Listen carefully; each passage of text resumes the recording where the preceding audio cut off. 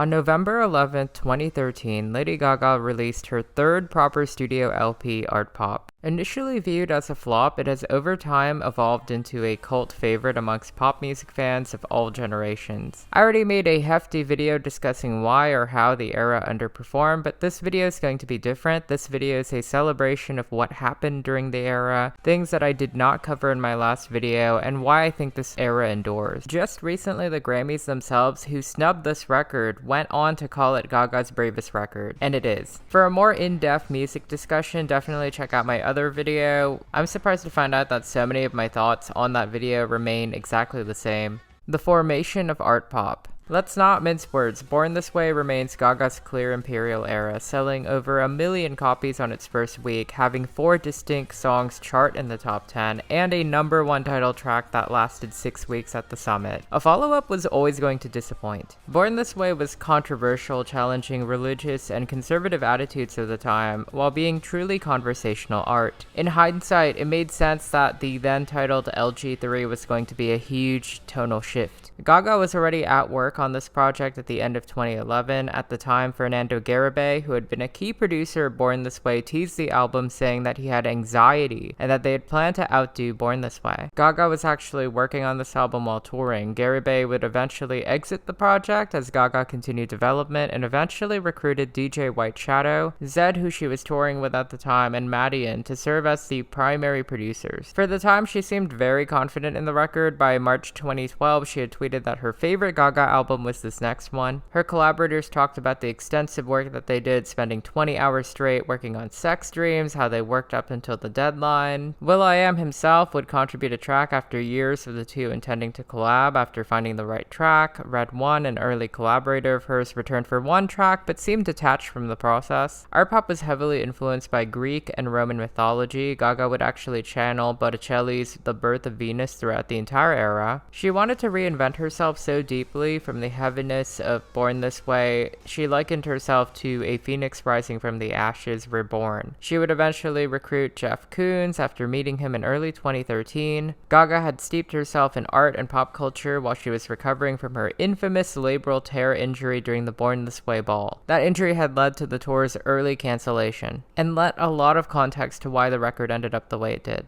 The album's title was announced in August 2012. Art pop was initially set for early 2013, but that was delayed due to the injury. A whirlwind era. Looking back, no one can really say that art pop was not promoted enough. It was truly a mismatch of the general public's taste and Gaga's forward, almost avant-pop approach. In my previous video, I talked about how Gaga and her then manager Troy Carter had fought so much they parted ways, causing the era to feel disjointed. That's another factor, but Gaga gave it her all even without a full hand. The first single, Applause, wasn't even her first choice. She'd wanted Aura, then titled Burqa, to possibly close out the paparazzi telephone storyline, though some say that it's actually Manicure that would do that. Applause actually had been leaked early, forcing it to directly compete with Katy Perry's Roar. Gaga still did the full circuit. She brought the song to the VMAs, then the iTunes Festival, where she debuted a chunk of the record as well. She even did a stunning Oz-themed performance on GMA. That performance was everything. The song would peak at 4 in the US, but remain one of the most iconic tracks that she's ever did, and likely the song that the general public associates most with art pop. In early October, she released Aura through a lyric video to promote Machete Kills, her first ever major film role. She also unveiled the stunning cover art, which many have praised to the point where some call it amongst the best cover arts of the last century. However, October was also chaotic because Gaga could not pick a second single. She initially asked fans on Twitter only to choose the very underrated self-produced Venus, only to pivot to Do What You Want, which showed promise on iTunes. The lack of focus is probably why art pop only contains 2 top 10 hits, Applause and Dope, which wasn't even a single. All of this would culminate into a crazy release week that saw Gaga perform Dope at the first ever YouTube Music Awards. This performance was raw, emotional, and some would speculate that it came shortly after Carter told her that she was being dropped as a client. Still, Gaga persisted with Art Rave, an ambitious album launch party. Okay, let's talk about Art Rave.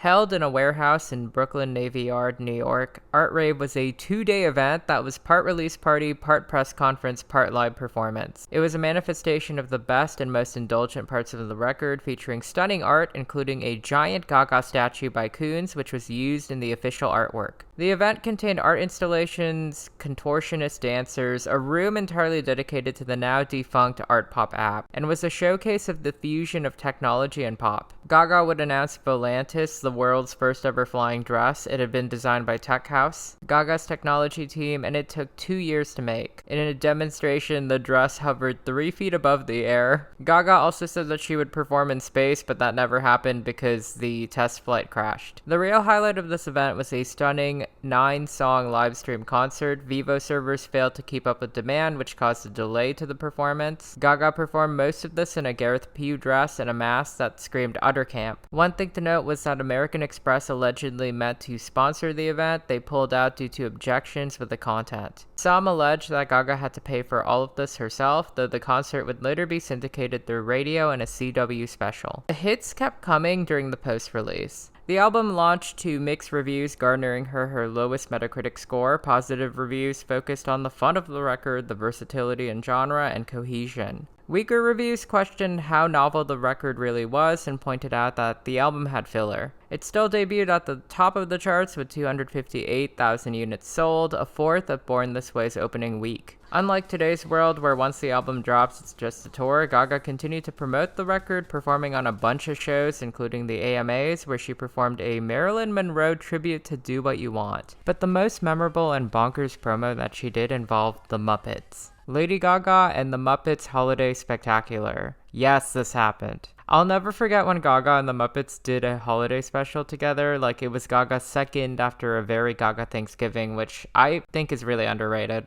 The show was insane. She had Elton John, Joseph Gordon-Levitt, and RuPaul on. And for some reason, Kristen Bell was there even though she didn't do anything. Gaga would perform a mix of holiday songs and art pop songs on the show. One of my personal favorite moments was her singing Gypsy with Kermit. It was a very charming and sweet moment. Kermit actually holds his own vocally with Gaga, I think, and honestly the song should have been a single. Reviews for the show were a bit more mixed, some calling it an advertisement for art pop rather than a holiday spectacular it should have been. But honestly, it was such a cute little time capsule and probably one of the better things that Disney's done with the Muppets. Gaga came off so sweet and authentic and charismatic. You can tell that she was having the time of her life, and this was a bright spot for an era that was really hated at the time. Closing moments of the era and the aftermath. Gaga would begin to claw back goodwill through a very successful sold-out first residency, closing out the Roseland Ballroom in New York. This show was an intimate mix of all of her albums. She released one final single, Guy, co-written and produced by Zedd.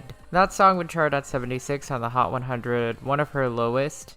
And it had a very crazy music video that involved Toxic Man clones, The Real Housewives, and Minecraft. It was very abstract, camp, and wild. And of course, she toured with Art Rave, the ARTPOP Ball. Art Rave was a 7-month tour that mostly did receive positive reviews. It sold pretty well and provided Little Monsters the chance to see the album come to life. During one of the interludes, a cut track, Party Nauseous, which was said to be a Kendrick Lamar collab, played. The concert was live streamed by Yahoo to great success. As for Act 2, Gaga actually teased at multiple points a potential sequel, but those plans would never come to be. One of the key producers, DJ White Shadow, joked about T, a scrap track in 2021, and after a petition had been signed 20,000 times, he brought this to Gaga, who shared her appreciation for fan interest. I'll never forget when she tweeted that she was glad that something that had once felt like destruction brought her Little Monsters joy. Today, art pop, which was mostly seen as a flop era and a low for Gaga, has found its fans. Art pop remains a powerhouse of ideas, concepts, and hooks that continue to show us what art and pop culture could be like in the future. The scattered variety of genres and sounds and would-be hits still hit as hard as they do 10 years later. Fan interest continues as leaked scrap material, from lyric book designs to scrap demos to treatments for music videos that never happened to the Do What You Want music video leaking. I cannot post that because it's not safe for work. I really do hope that one day Gaga comes to revisit this era properly. It forced her to reset, recalibrate, and become who she is today. But it was also a work of love and passion, and it was ahead of its time. And that's a wrap. I honestly was not planning on making a video about ARTPOP's 10th anniversary, as I felt my previous one did cover a lot of the ground. But I kept on seeing some of my mutuals on Twitter talking about it, and I just wanted to chime in and show my appreciation for an era that I still think about to this day. I want to shout out my members, my subscribers. Thank you so much for the support that you showed this channel, and I cannot wait to be back with another video very soon. I'm gonna give you a hint.